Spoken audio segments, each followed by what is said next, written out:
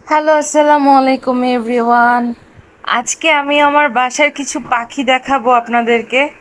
আমার আম্মু থাকাকালীন সময় থেকে ওদেরকে আমি পুষে আসতেছি।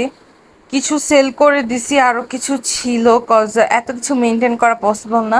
তাও এখন 40টার উপরে পাখি আছে। এখন অনেকে আবার বললেন না যে পাখি খাঁচায় পালা নিষেধ, এগুলা বিদেশি পাখি, বাজরিগর আর কি, ঘুঘু, বিদেশি ঘুঘু।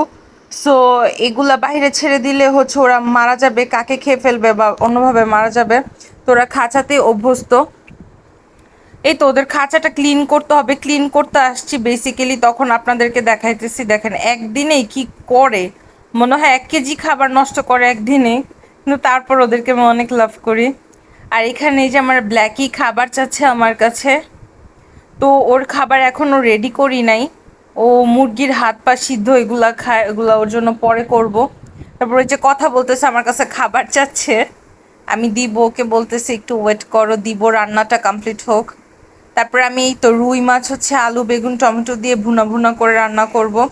আর এইখানে ইলিশ মাছ ভাজবো 1 পিস, কারণ আমার বাসায় একজন খালি ইলিশ মাছ আর অন্য মাছ খায় না। দেন এই তো আমার বার্থডের একটা কেক বাকি ছিল, আমি লাঞ্চ করে আর কি একটু মিষ্টি খেতে ইচ্ছে করছিল, দেন এই কেকটা কাট করলাম। So tata.